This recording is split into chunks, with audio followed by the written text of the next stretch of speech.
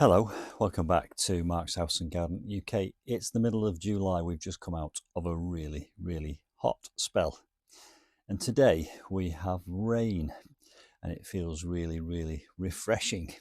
So I'm sat here in my exotic jungle garden with the fernery over to my right, underneath the parasol, enjoying the cool air and enjoying the fact that the light isn't quite so bright today.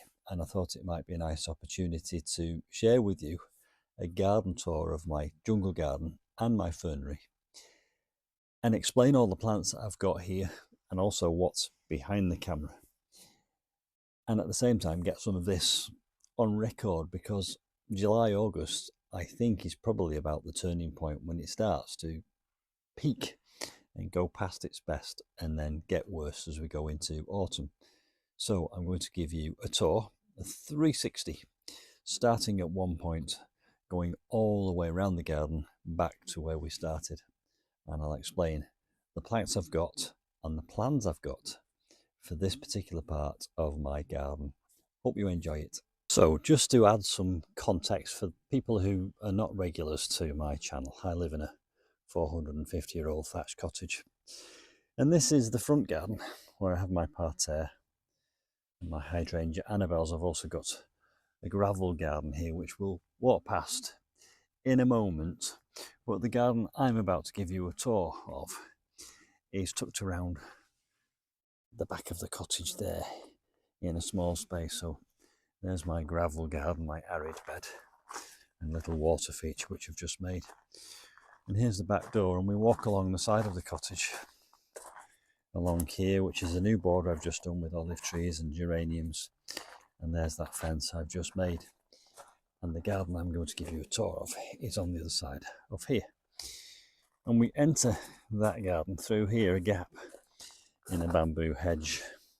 What I suggest that we will do is we will go in, turn left, and go all the way around and come back to the entrance again.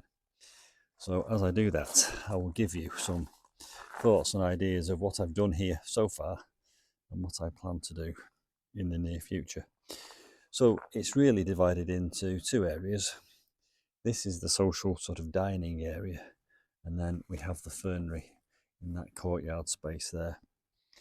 Now I've just bought this outdoor dining furniture with my retirement lump sum, and it's sitting on gravel. So one of the jobs I do intend doing is removing all this gravel and putting down a York stone patio. So there's one job for the very near future. Now I did just mention that I've just built that fence. It's called a hit and miss fence because they alternate on either side, hit and miss, and it allows the air through, but it also gives you privacy and stops the wind.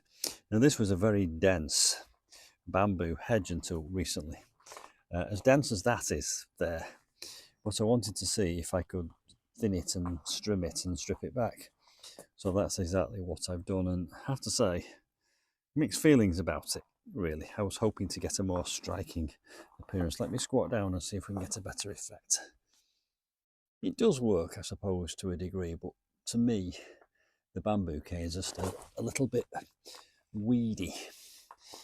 So I'm hoping that as it matures, they will become thicker. The bamboo, of course, is in a bamboo barrier, and I've got some solar-powered uplighters here. I've just purchased these, actually. I went to an RHS garden in Yorkshire and I bought 5 of these little lanterns. I bought some citronella tea lights to go in there. I bought the tea lights from Home Bargains. They're really quite inexpensive. I've got 5 of those. So there's going to be one on either side of the gap. There's one there, and I've put 3 here as well. So that's the bamboo and the new fence.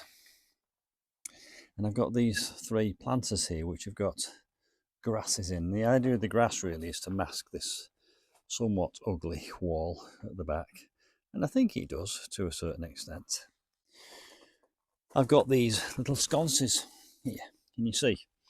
And I was debating whether to put them on the black fence here or on that wall over there. I think at the moment the wall is winning the competition. I think they'll look better on a brick wall than they will on a wooden fence. Okay, right, that's a Cyathea cooperi, lacy tree fern. They're doing really quite well actually, and we've put some mind your own business in the pots. That's a lovely ground cover plant, but it is invasive. I'll show you more of that in a moment. And I've just bought that mirror there. Again, mixed feedback about mirrors in gardens. I've got another mirror in this garden, which I'll show you in a moment. But that mirror I'm hoping to put on the wall here, because inside of the courtyard is a French window, and if you look out of it and there's a mirror there, you'll be able to see into this space anyway. So that's another little plan. Right, I've also got these. These are wall hangings, which I've got to put up with 2 terracotta pots with ferns in. So they're going to go on a wall somewhere in here. I'll be doing videos and all these things, so you will get to see these things come to fruition. So there we go. Now eventually I would like to build what they call a green wall here. So it might be a structure like this fence here, set forward about a foot, because I do have some drains down there. And what I'll do is I'll be able to hang ferns in pots all over that space, and we may even paint this whole wall black to give it a more striking effect. Right, okay, let's wander through now into the fernery. So this is our 360 tour heading all the way around.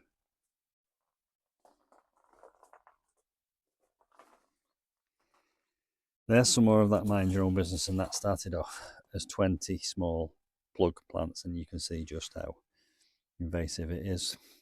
I put in a narrow windy path and a circular patio. We'll get a bit closer in a moment. And I do have some evergreen ferns here. These are green all the year round, so I don't lose everything in this garden in the winter time. So let's carefully step through into this windy path.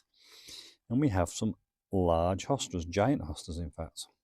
I have Empress Woo here. And over there I've got some Jurassic Park. We'll come to them in a moment. But just look at these lovely flowers, which have actually gone to seed. Which begs the question, can you grow hostas from seeds? Do you know? Let me know in the comments below. I've got in here some shuttlecock ferns, which are sprouting up everywhere. Down at the back there is a Crinium Pathwilii, which has a lovely pink flower. There's another one in the jungle garden, which I'll show you in a moment. This one has never flowered.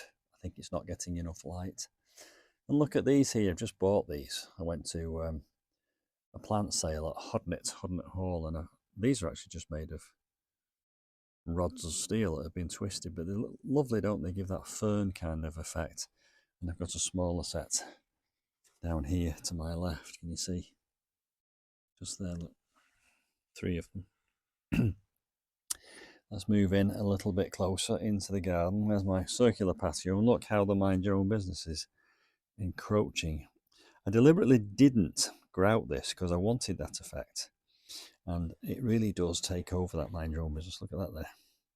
A little stepping stone on either side of the French window. Under there is an arum lily, and a lovely heartstone fern. Look at that beautiful fern inside there. And there's a tree fern. Now this is one of 11 tree ferns in my garden. By the way, there's the Empress Woo hosta, and here's the other giant hosta, which is called Jurassic Park. And you see more of a variegated leaf. Both these hostas are supposed to be slug and snail resistant, although I am getting some evidence of damage from something. Don't know what that is. We're getting back to the tree ferns Dictonia antarctica, and another one. And there's a pan sculpture, and another tree fern, and another, and another. We'll come back to those 3 in a moment. I want to just tell you about this, look. Fatsia japonica, one here, and one down there. That one down there seems to be doing quite a lot better than this one, and I don't know why, but I imagine it's because that is getting a lot more light, and perhaps Fatsias don't like light that much. Right, tree ferns. Good idea if you can, if you're able to afford it, to get a small one and a tall one, because that way you get to enjoy the tree fern from above, looking down into the crown like we do here. And there's a new frond or crozier coming up. Can you see it? Let's get a bit closer. and then you also get to enjoy them from the side. And I bought this one, I should say we bought this one because it's got a curve on it and it leans in, which gives another kind of aspect. But I did have to tie that to a stake to stop it falling over. These do put down roots, by the way. If you've got any doubts about that, there's a video on my channel, Do Tree Ferns Produce Roots, where I dug one up and it had a massive root ball, another tree fern there. Look, looks quite lovely from above, doesn't it? You get to enjoy that aspect of it as you walk past. And then, of course, we have these monsters as we go up, looking quite impressive and resplendent, and may provide a lovely canopy of shade in this shady fernery, which I'm delighted with, really. Now, when I planted these, I did have stakes, and you can see there's still a stake there, and they were tied to those stakes. But now that they've got a bit more root down and a bit more secure, I've removed the stake, and I'm quite confident they will not fall over in this shady courtyard. Right, so let's reverse out of the fernery, give you an overview of the fernery from this kind of an angle. Oh, how remiss of me, I forgot to show you my little water feature that I made. Look, it's basically a zinc planter, and I bought a bucket from B&Q and sliced the top off the bucket, filled it full of water, bought a little frog from a local antique place, although it's not an antique, and then I've planted, put some soil in between the bucket and the planter here, and I planted in the spike moss. The idea being that eventually that will form a nice green ring. I did have it on a pile of bricks, but I found this little table at a craft fair, and I just think it looks nicer, and it brings it slightly higher as well. It's starting to rain a bit, and I don't know if you can hear it, but I can hear the raindrops on the leaves, and it sounds really quite lovely. Right, out we go to have a look at the jungle border. So when I moved in, this was just gravel. I moved in here 3 years ago, by the way. This was just gravel, so all these plants have been here for less than 3 years. This is where the fernery ends here, where we have this tree fern. And look here, I've got 3 of these little faces, pan faces and green man faces. There's one in there, and there's another one hidden somewhere in here, which you only really see occasionally, which I quite like. Occasionally it'll peep out. There's the face inside of there, and there's another one tucked away in this corner as well. Again, bought these from a local farm shop. Beautiful, the way they just sort of peep out and look at you at night. And I do have uplighters in here, which light up through this greenery, and you just see glimpses of these faces, and it gives you that kind of gothic, eerie feel. Some more larger shepherd's hooks. Again, I got them from Hodnet, and I've added these, which I bought these for hanging plants in my bathroom, but they're great for having these citronella candles in. Citronella is great for keeping the insects at bay. I'm going to stand under the canopy with my parasol for a moment while the rain gets heavy, and I hope you can hear that rain. It's a lovely sound. I love the sound of rain. I'd love to have a conservatory. Let me just move this onto the table where it will keep dry. Right, let's have a look at this garden next. So I mentioned the fernery ends there. That's the last fern, that's the tree fern. And then if we move along, down here we've got colocasia, pink china. And it's so named because it has these lovely pink stalks. Can you see that there? Isn't that gorgeous? This is Eucomis bicolor. Some people call it Eucomis. I call it Eucomis bicolor because it has a dark leaf and a green leaf on the same plant. And this one is about to flower. And that is also known as a pineapple lily. When that grows up, it'll look like a small pineapple. I'll show it you in a future video. Right, stepping back under the canopy, I have a banana there and a canna just peeping through. Can you see? A canna, more colocasia pink china, and these are gingers. These are wonderful, these gingers. They come out with a beautiful flower stalk, but what I am going to need to do very soon is cut some branches off my apple tree and stake them and tie them to those stakes so that they give them support, because once those flowers emerge, they become quite top heavy. This is a tetrapanax. Now there's two tetrapanax here. This one and another one here, just to my right. And I think they're a slightly different variety. That is a slightly different leaf shape to the other one. Now you might be more educated about tetrapanax than I am, but let me just compare and contrast. Now I was told that these were tetrapanax rex. It's a Chinese rye paper plant. But look at that leaf compared to this one. Slightly different in shape and structure. Tetrapanax. And along the wall there, this is a passion flower. And if I get close, you'll be able to count the buds. Well, you won't be able to count them because there's too many, but look at how many buds there are here, flower buds. 1, 2, 3, 4, 5, 6, 7, 8, 9, 10. Probably 150, and they kind of flower in succession. So there's always 2 or 3 out at one time. You can see there's one down there. I get a lot of feedback about these being very invasive. So if you're going to plant these, or one of these, try and put it on a wall where you can contain it. And you can see I've cut along the top there. I don't let it go any further, but already it's trying to make a liar out of me by going up there into that roof space. So let's just pull that back out. See how quickly it grows. It's a monster. I'll come back to that again. That needs taking out as well. Another Fatsia. Look at that. Beautiful large leaves, and look how the rain is sitting on the leaves. Love it. Another one of those shepherd's hooks with a plant hanger with a tea tree light in it. Actually, no, that's a citronella candle. And then down in this space here, I have a red banana, Ensete ventricosum morellii. That's the red banana, and it's not hardy.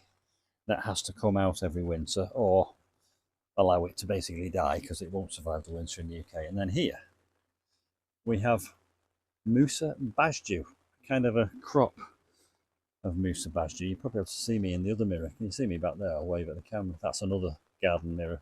It looks like a window, and it gives the effect of being a window, and it adds space. It feels like it's adding space to this particular garden. But getting back to these bananas, these are Musa Bajdu, the hardy Japanese green banana, and they are hardy. And if you protect the trunk, or the stem, because it's not really a trunk, you can keep these height throughout the winter. Obviously, cut the leaves off. Look at these leaves, gosh.